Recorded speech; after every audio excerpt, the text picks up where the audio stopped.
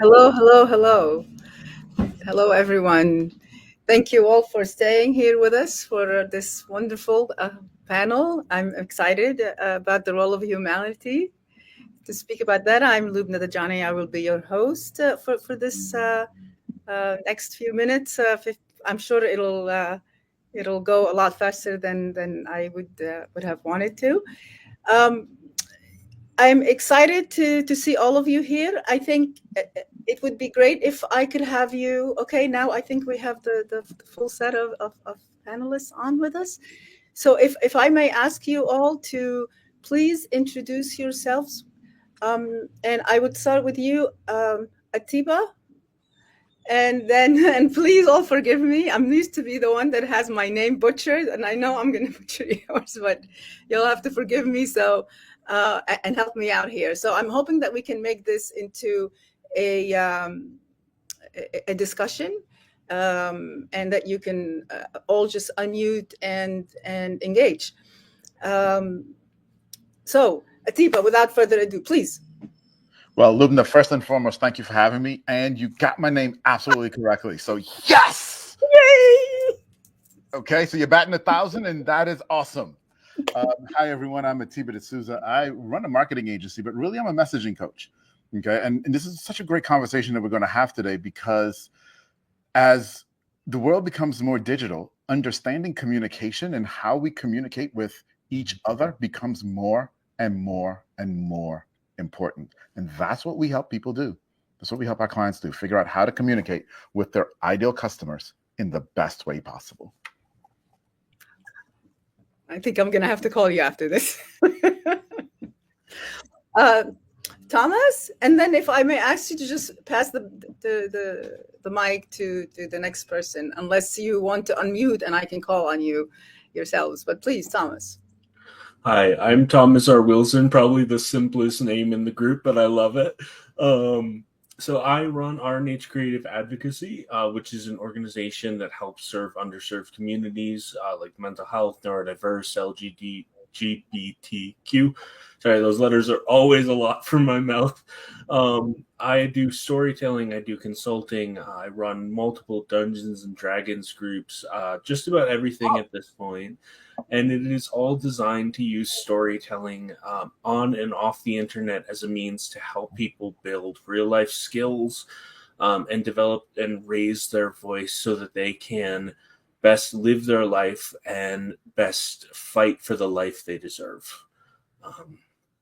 And then just because I see it right below me, I'm going to go, and I apologize if I butcher your name as well. I'll go to Ganesh because I can see it right under me. Hello everyone, my name is Ganesh Raju. Thanks Lubna for the panel and the privilege to be part of this panel.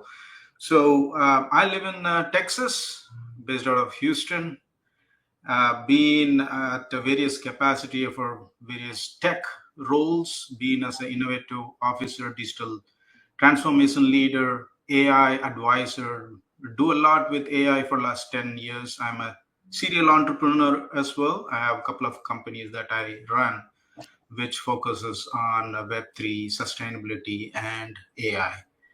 Again, glad to be here. Nice to meet you all. So I see next Abhilek. Yeah, hi. Thank you, Ganesh. And yeah, thank you, Lubna, for having me here. This is Thanks. Abhilek Verma. I run a startup which is incubated at Triple IT Hyderabad. So we are into artificial intelligence and machine learning, working very specifically with the student community for jobs and internships. So we match them as well as we do corporate trainings. I also run Azure Developer, Omdena, and ADP list for the local in terms of AI. And as a startup mentor, I've really been fascinated with AI. But then there's also a part of sustainability and the human connection. So that's really an important thing, and I'm doing a research on that as well. So yeah, it's a pleasure to be here second time at Gatherverse. So yeah, thank you so much, Lubna, for having me, and looking forward for a great discussion. I'm grateful to be amongst you guys. Yes, please. But I was going to try and say it, but go ahead and introduce yourself. You need to unmute, please. Majusu, can you unmute? Oh, we lost him. Asya?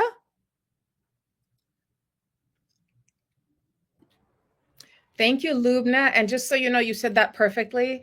Hi, everyone. I'm Asya Bribieska Hedin. I'm a leadership coach and trainer. So I spend most of my time helping people and organizations focus on whatever that roadblock is. They haven't been able to move as quickly as they'd hoped.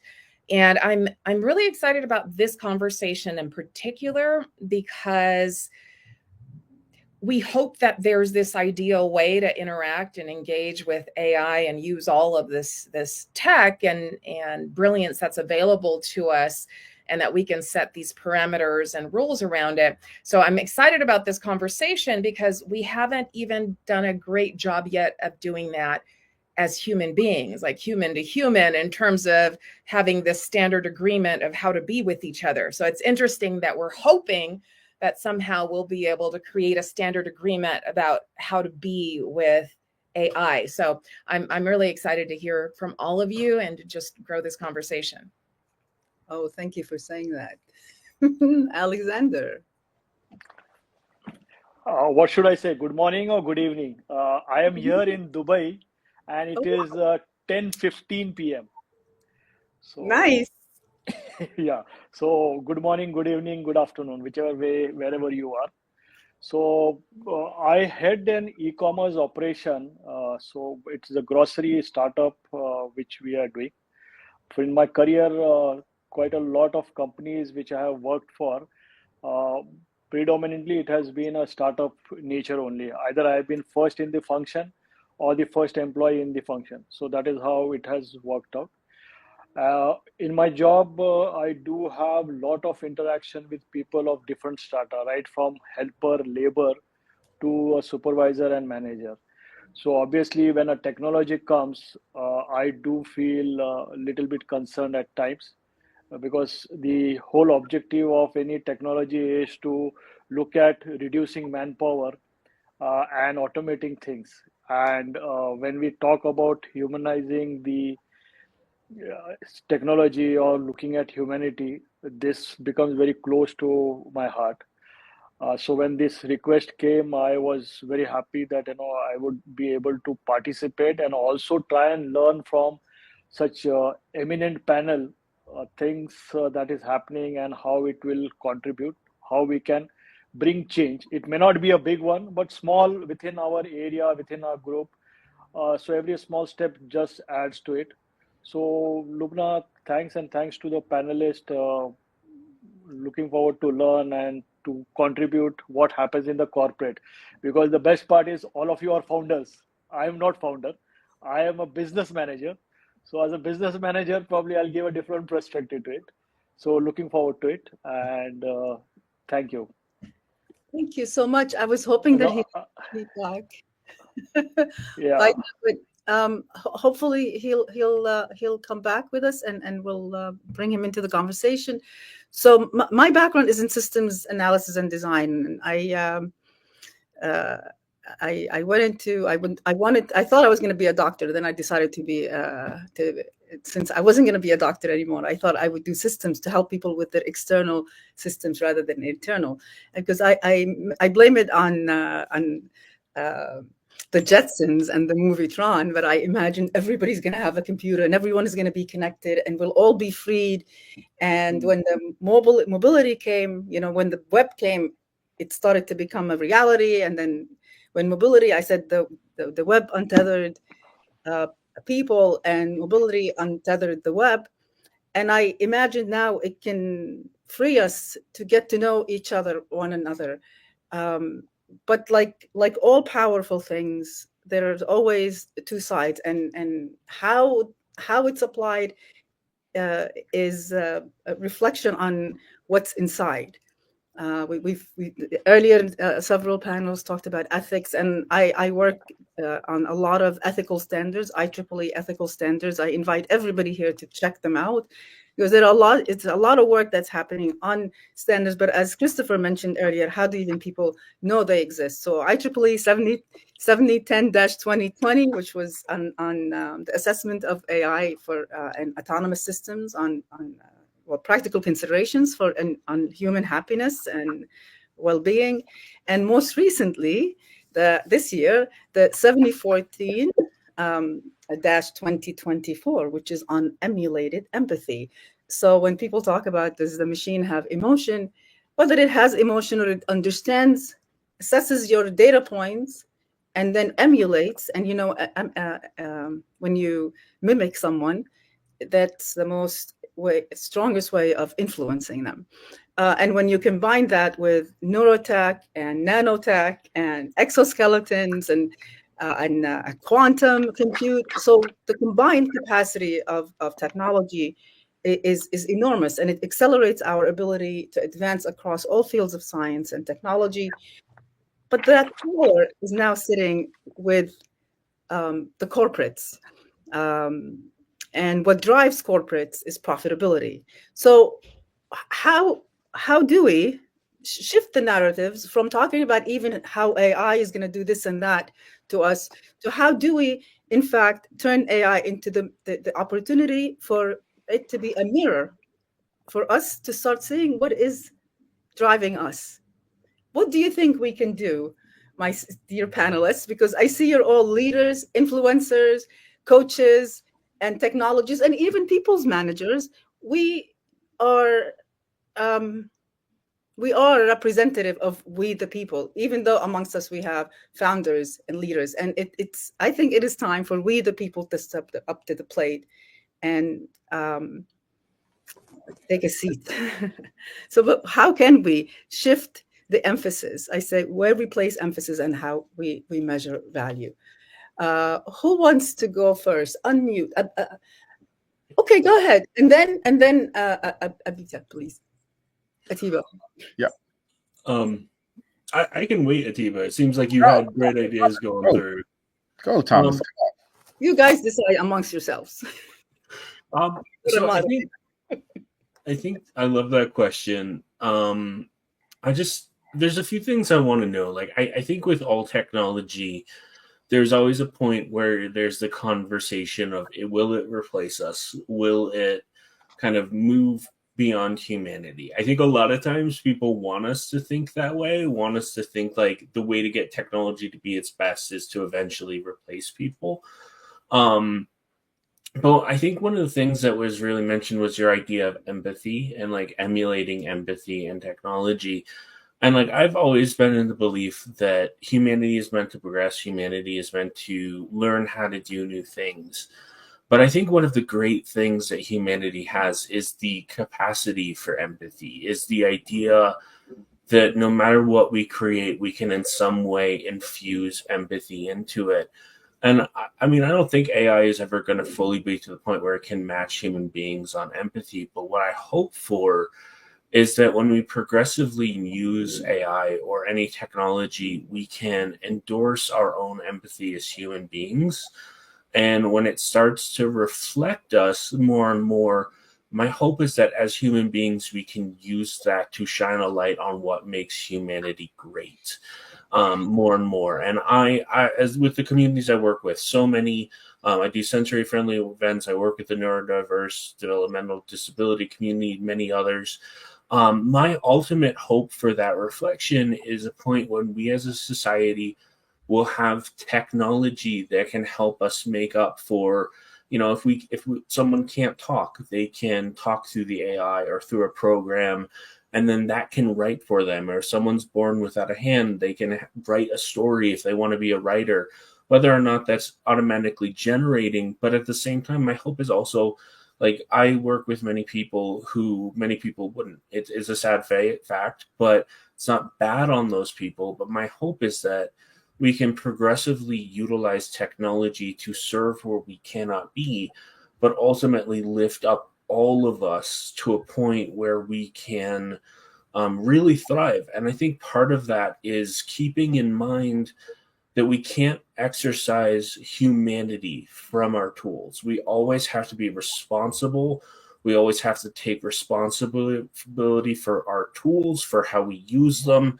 And I think the last bit that I'll say is we always have to emphasize that just because something doesn't work out doesn't mean it can't work in the future, and that doesn't mean we cannot continue to utilize tools as a means to lift up humanity. Wow. Mm. I'm glad I went after you. And I am, because you're absolutely right about empathy, right? And that's so much of what's needed here. And one of the interesting things about technology, one interesting things about life in general, is as we progress and as we get greater, okay, in terms of what we can produce, those of us who actually achieve, because let's face it, no matter where you are in the world, achievement is something we want, okay? Right? Those of us who actually achieve success that's sustainable, it's because we understood that as things progressed in technology, we went back to principles. And we based everything we do in principles. And so I think as we look at how do we look at the ethics of AI, yes, empathy is one of the things, and one of the principles that we have to make sure we get back to. Creativity is one of the places where I believe that AI is going to allow those of us who are creative to become more creative. January last year, I did my first keynote on AI, and the central point was this: AI is going to allow smart people to get smarter and dumb people to get dumber. I think you're right about that.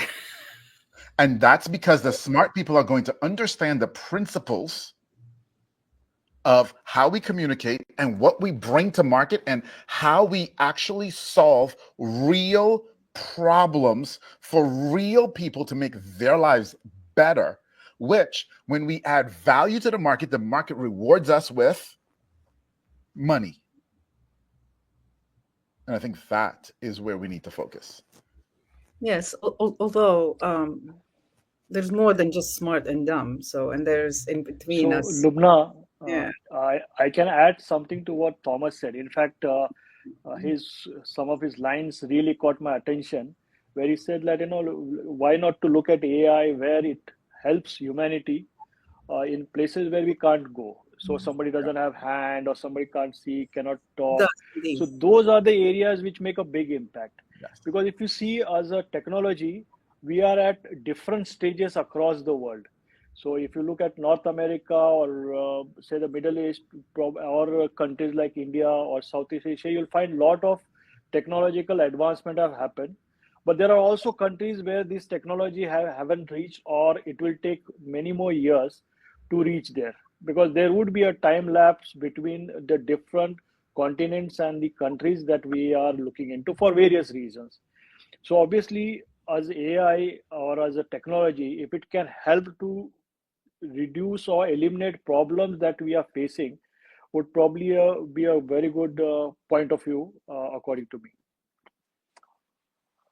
me. Yeah, I do have some thoughts on that.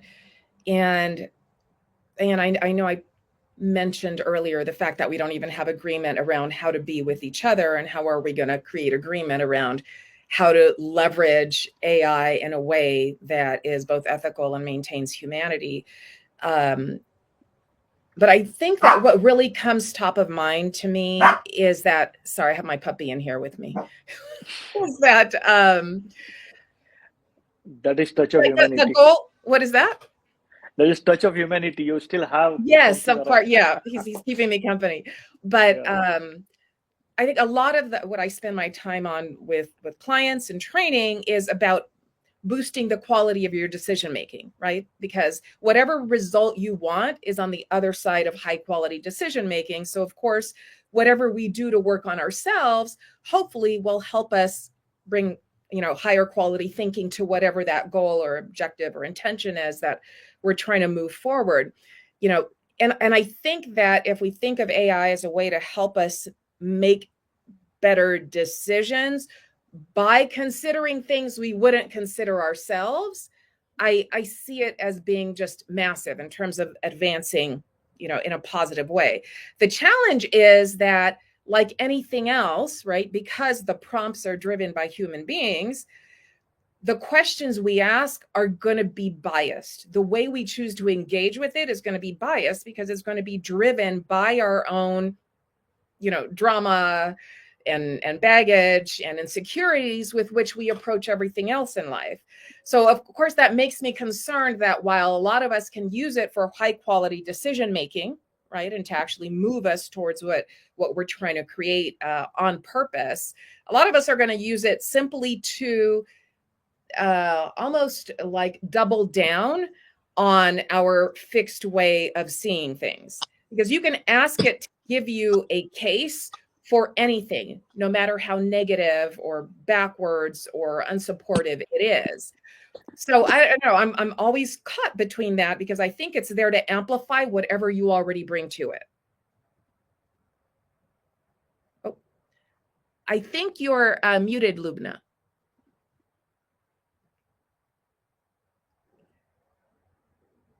I said I agreed with you, and thank you for telling me. I mean, I'm not sure how I ended up muting myself, but I think first of all, when you said user bias, I work on a lot of ethical AI standards and looking at holistically, but the bias, and when I think of bias, there's two major places of where we have bias, and other than shortness and access and reach, is bias in the algorithms, and then bias in the data itself. Even if it's clean and truthful, the data, it's reflective of the existing problems that are in society.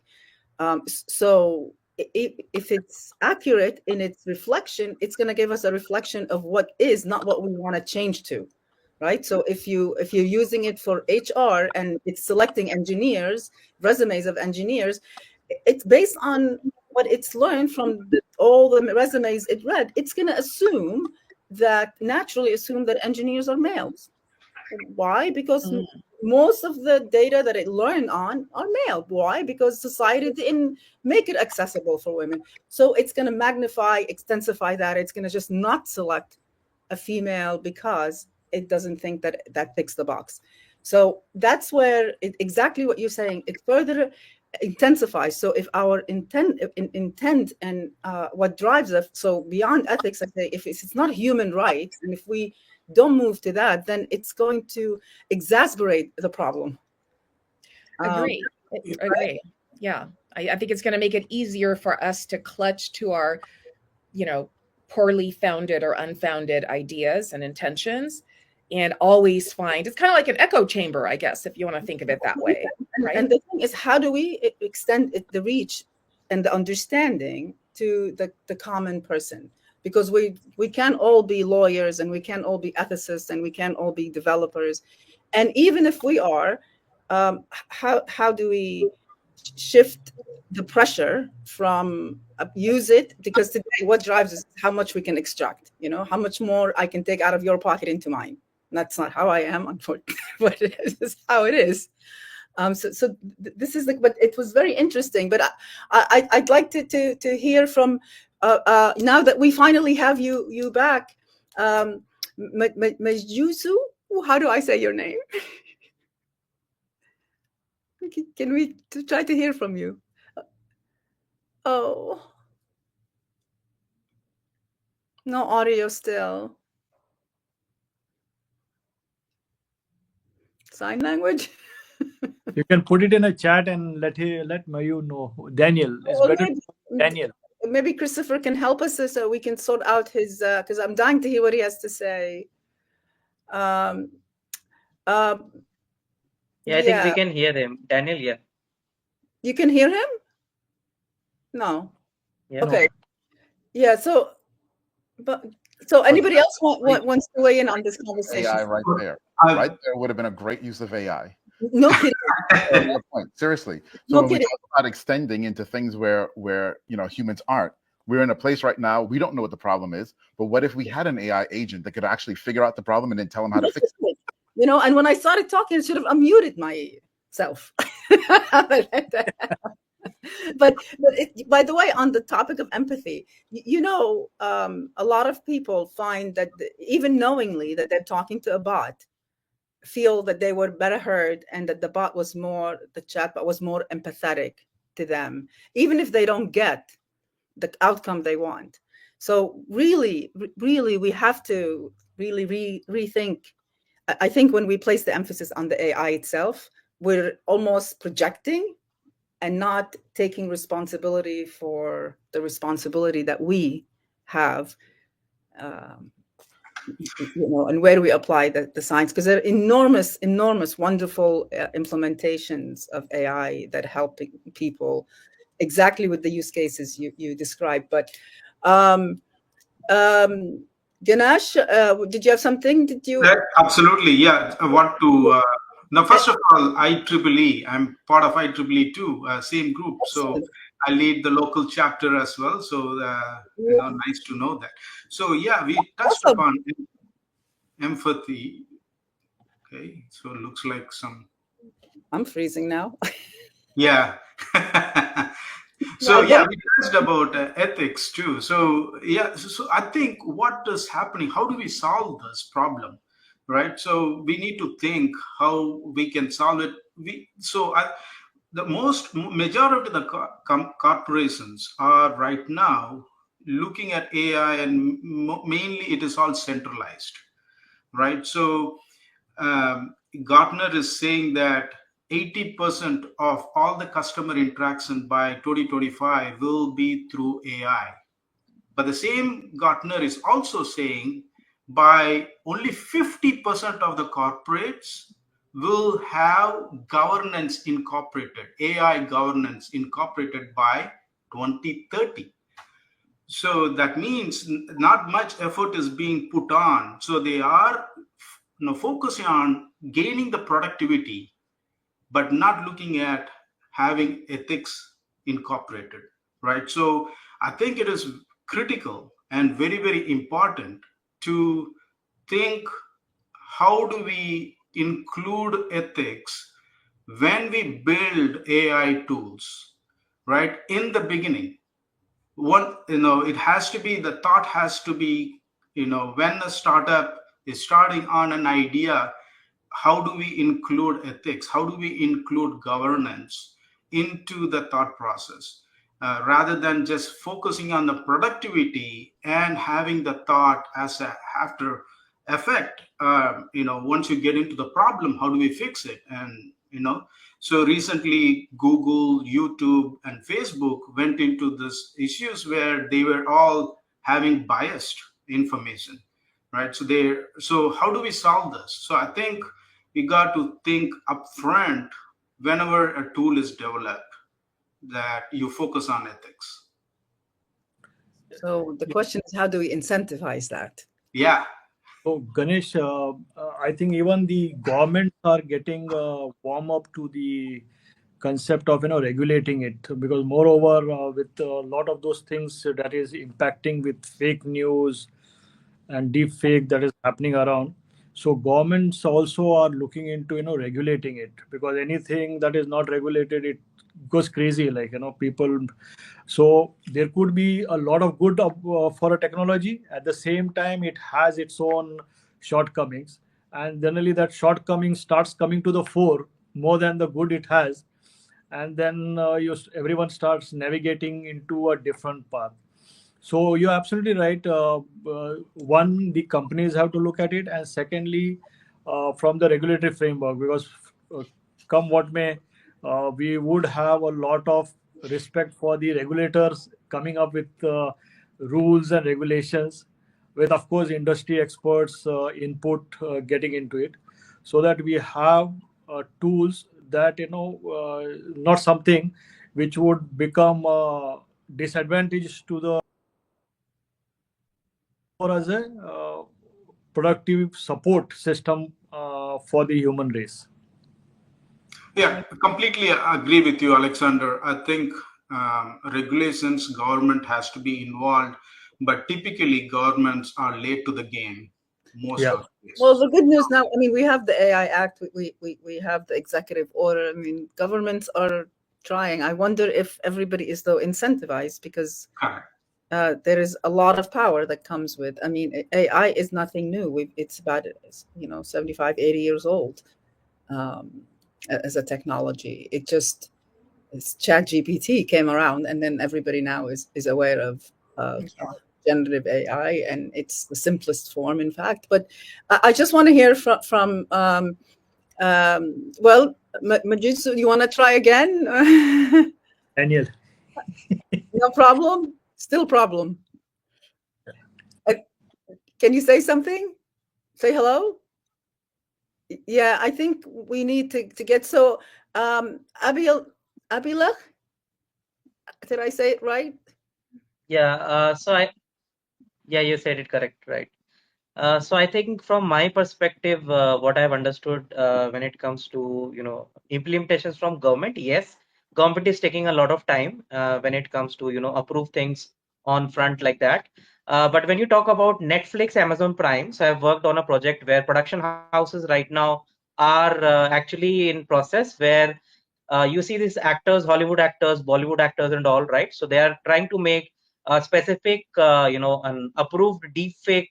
What we say, the right word is not deepfake, rather digital likeness version of the actor, right? So the UK government is actually working on that, where actually different production houses, will get benefit because they can actually get a digital likeness of an actor whom we see on Netflix and Amazon Prime and things like that. It has to be approved on the blockchain per se by that actor, so that their image, the way how they act, the way how they talk, everything gets captured by that digital likeness. So yeah, I mean everywhere, if you talk about it's there. I mean, so it's everywhere there. But yeah, I mean, as everyone mentioned, it's not incentivize people. It's not making people generate some kind of income or things like per se. So that's the reason why government is on a back foot right now. But if it can really incentivize, we can find different ways. Maybe talk to policymakers. We can embed that kind of things. And I believe ethical consideration has to be the topmost thing. Since I also run a startup, so it has to be the top priority right now. So yeah, that is something I really agree with, the ethics and human-centric approach right now. And it needs to be explainable. I mean, Correct. when you're driving your self-driving or even your semi-autonomous car, it makes a decision if in the case of a must-have accident, if you will, and somebody must get hurt, their algorithms will be tuned to whether it protect the drivers, the passengers, or the pedestrians, and in what case. And these are some very, that's not the ChatGPT type of a thing, but this is a really very profound and deep. Whose life do you value, and at what point should the machine decide to take over from you as the driver, and when it's passing judgment on you? So, but let's see if your mic works now, because I would love to have your contribution to this, and I don't want to ignore your back. Maji? You can try from mobile. I'm on mobile. I'm actually using mobile to connect. No? Daniel. Can you say something? Daniel, that's easy to call him Daniel. Yeah, Daniel Moses. Daniel is better. I'm just trying to use his last name, I guess. No? Well, please try on your mobile and come back with us, please. So Lubna, one interesting part, line you spoke about, that it's 75 years where the artificial intelligence happening with ChatGPT. Actually, it came to fore that people started talking about it. Very interesting. Today, I was attending one logistics summit where the group CEO of Maybach Logistics, he said that from 1940, this entire system started working out with the PCs coming in, with the IBM machines, and 1989 the internet came. So the search engines and all those were actually building up and giving that input to you. Only after the chat GPT and all, people started becoming like, okay, this is artificial intelligence, but it's already there. Now it's today the AI is somewhat like an intern, but the intern can graduate very fast if you don't put a leash on it. So that is how the entire thing is there. So on one hand we talk about ethics, the other one we talk about empathy. Then how much of the control we need to give AI, that would probably come. You also took a topic about the engineers are male, and so even if female is giving, it considers from that perspective. So like when we ask for any applications, CVs, you will find that a lot of people just upload some information and the CVs comes out. It's crazy, like, the person is actually totally gets convoluted. Uh, a simple guy who is supposed to be data entry operator, he puts, I'm doing some so and so things. The AI says you are a global data entry operator. Now, where a global data entry operator will come, and he feels very happy that I am a global data entry operator. He is actually working in a office in a small workstation, but the system, the AI, so they get happy about it, and that is how you are actually making them become slave to a technology which you are not understood. So how do you understand? How do you make sure it covers what you intend to have? Would probably be a very interesting part for us to delve into. I think, Alexander, you touched on two main important points. One is explainability. I think Lubna also touched upon it. I think there will be a major investment going on in the future in explainable AI, predominantly, and also biased data, right? So what is a lot of AI today has already consumed what is public data, what is available, and major LLMs has been trained on it. Now it is getting into a phase that there is a lack of data. So many of the companies are doing something called synthetic data. So they are using AI to produce more data. But again, if you have some bias that you have already trained and now you're using AI to produce more bias data, that is just compounding the problem, right? So with the synthetic data, right? So that has to be resolved. So how do you resolve this is having the governance again, right? So that goes back to the very importance of having governance implemented.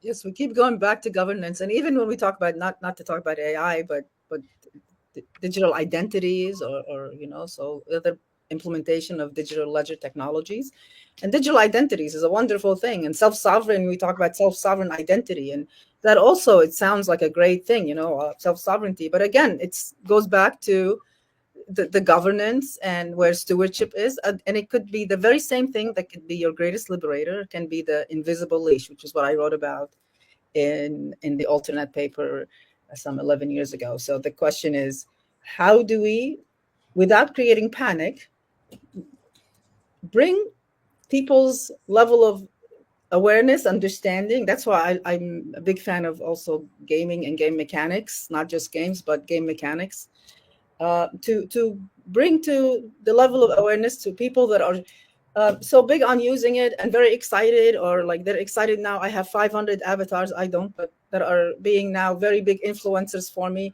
We're losing. How do we even not lose ourselves? How do we recognize that we are giving away so much of our privacy, which is such a basic human right? It's about as basic. It's not even a human right. It's even animals. Some animals will kill you over their privacy, and that your data is an extension of you at this point, because we no longer live in the physical, in time and space. We live in time and space and cybersphere, and that level of awareness needs to be trickled down to, and I hate to say trickled down, but I mean literally, it has to go to the fuzzy bottom, where it's we the people, again, I call us the fuzzy bottom, versus the very few that are controlling the machine. Because again, it is we I've sat in meetings back in 2017 talking about the right of the machine rights. It was some gentleman stood up and says, shouldn't the machine fight for its rights like women have to? But again, power, and then shift the needle so that again, we have to incentivize. I mean, if you can tell me of any other way, because anything else we do is just talking, I think. But you correct me, any of you. Well, and I want to be quick because I know we don't have a ton of time left, but I want to emphasize high quality education. Education is a real pathway to power. I think we need to find ways in which people actually learn instead of asking them to let us teach them how we want them to be taught. This is a big part of what I do. Like, I find people are far more willing to listen to be educated if you actually teach them how they learn versus very archaic systems. But I feel like the first step is just starting education, making sure it's out there, making sure it's accountable, it's honest, it's valuable. I know there will always be people who reject that mindset in their own way, but there is nothing like high quality, capable education out there. I want to actually add to that. I love what you said, Thomas, about education. I also believe that it might be decades before we have any sort of governance structure or agreed way of being. I think it's really important to spend almost more of our time as individuals focusing on what we control versus what we don't, the things we can influence the most. And so that kind of leaves me with the question, well, how do I want to be in the face of no regulation and no governance around AI? Right? Because the decision is going to be mine. It's going to be mine probably again for decades for the most part. And even when there's regulation about it, there's going to be some gray space where I'm still going to be able to manipulate it the way that I want. So how do I, as an individual, right? How do you as an individual want to be in a world of no regulation? If it wasn't against the rules to, run somebody down with your car, would you want to? Right? If it wasn't against the rules to shoot somebody, would you want to? Right? So how do we need to be in the face of no regulation and no governance? And I know this is what ethics comes down to, but that's what we control, right? Given all of the great ideas in this conversation, that's kind of what it comes down to. And hopefully, as you said, Lubna, trickling it down and expanding it out so that more people are asking themselves on purpose, like, how do I want to be in the face of no controls? We're actually literally, I think, out of time, but so I'm going to ask each of you to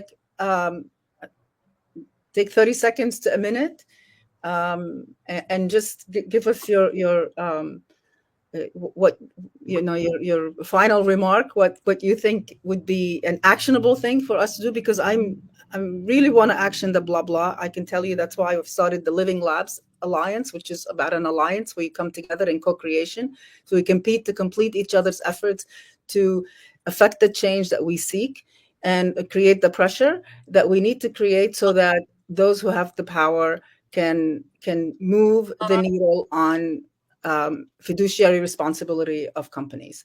So I will hand it over to you,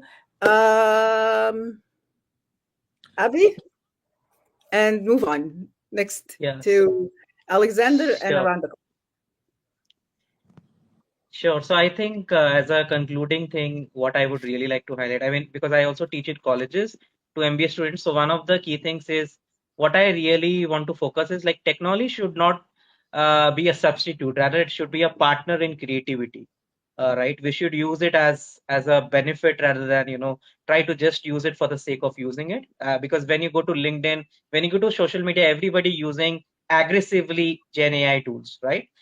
So it should be more about being a partner in creativity. It should help us to make things more more crystallized, more summarized. Because I believe now creativity is really going away with Gen AI tools, and it's actually replacing a lot of folks, especially the young Gen Zs I see right now. They've been depending fully on the technological tools, but their creativity is just going out. So by focusing on these collaborative tools, their personalized experience and their technologies, I believe they can promote understanding and communications. And we can obviously talk about innovation there because that will come from their inherent human qualities, which they already have. Right. So as a conclusion, I would really want everyone to think technology more like a partner rather than a substituting. Thank you for that. Genuinely. So I can take it forward from what you said. Yeah.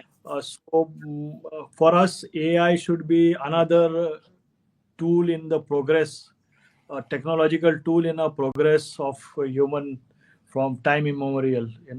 So how do we take it forward? How do we make sure our creativity is not lost? So rather than getting stagnant by thinking that somebody is going to be my supportive, it is just a crutch. It should not be a crutches for us to walk. We walk on our own, using this as a tool in the long list of advancements that have happened and built a human race, not to destroy or to take somebody's livelihood from their hand, but rather to encompass and bring everyone to those levels which a human being should be at. So thanks a lot. Atib? Hi. So one fantastic panel. Thank you for having me and all of you guys. You guys are genius. So I really appreciate being here. And creativity, yes, it's a tool. Yes. And that's one of the things that we have to recognize. It's a tool. Just like the hammer was a tool. Exactly. And a hammer is great when it meets a nail. And it's horrible in a lot of other circumstances and cases, right? And so going back to where I started when it said smart people are going to get smarter. Smart people are going to understand how to be creative. They're going to ask better questions. Right. Okay, we talked about bias. Smart people are going to understand I have bias. The system has bias. And we're going to be able to start to say, okay, how do we deal with our own biases as we're dealing with this? Because the only thing that we've talked about here in reality is reality. Think about it. Every challenge that we've said that AI is going to bring up is really just amplifying what's already there. Correct. Indeed. And so governance, good, humanity, better. So Asya, to your point, it's about us individually. The responsibility is on us individually to get back to those basic things, those basic principles of being human and using the tool as a tool. Thank you. We do need to remember that these days for sure. Yeah. Anybody else wants to say? I'll go next. Yeah, so I agree to all the points. Amazing. Thanks for allowing me to be part of the panel. So I think from my standpoint, 5G and whatever new technology is coming up next, and even technologies like Starlink, and which is going to give access for more people. They're saying like 5 billion people out of 8 billion will have access to internet by next year. That is massive. So people will get more and more access. That means there will be more and more access to AI as well, right? So with autonomous cars coming, with more people having more access to cell phones, more robots coming, that means more and more data is going to be generated. And when AI is using this data, we spoke about ethics, bias, and all of that. We have to be very, very careful. Majority of the LLMs are looking at generic way of giving predictions, not going deep, right? So that's a problem. So we got to look at how to make sure that gets resolved. And obviously, we touched upon having AI as an augmentation for humanity, right? So that is very important. We need to focus on governance is important. For all this to happen, I think it is critical to have explainability. So we need to focus on how AI is making these predictions, what data it is using, why it's making these predictions. So it has to be explainable. And that explainability should be open source so that it is not centralized black box and only the top companies like Facebook, Google, and OpenAI have access.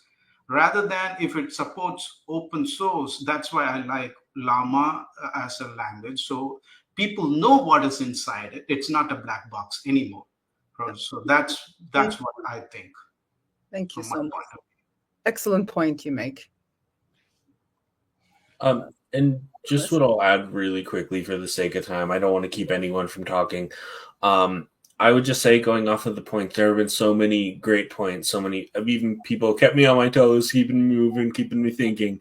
What I will say really quickly, so for the sake of time, value your right to education, value your right to ask questions, just value yourself and the people around you. Humanity does best when we work together, when we strive for the right things that benefit us, things that keep us safe. And the last thing I'll just say is, just because someone doesn't appear to have the right answer doesn't mean it's their fault. There's so many factors in this world that can stop a person from thinking through the right thing the way you want them to. And I think when we are able to practice that mindset towards ourselves and others, we can further practice empathy, and we can further use the tools that we have to utilize empathy better. Empathy, and I'll just add compassion, because empathy without compassion can be quite dangerous. Absolutely. I can't tell you how much I want to thank all of you. I'll just throw one more thing. Next week, I'll be presenting a paper at the International Humanitarian Technology Conference on human rights driving human-machine teaming. So as we move into a more of this human and machine coexistence, how can we ensure that human rights are even driving the ethics? Because ethics are also contextual, and whose ethics, I say sometimes, are we talking about? Because what you think is ethical and what I think is ethical may be different. But at least the international human rights is something we've agreed upon. Again, thank you all. I really would love to have an opportunity. Please connect with us. I love to connect with all of you, and let's continue this conversation and then action it to in practice on something that we can bring back to the next gatherers and say, look what we've done since the last time we've been here. So with that, I thank you all so deeply. Thank you, gatherers, for this gather. I'm delighted to have met all of you. I love your energy. Thank you so much. God bless you all. Bless you. Thank you.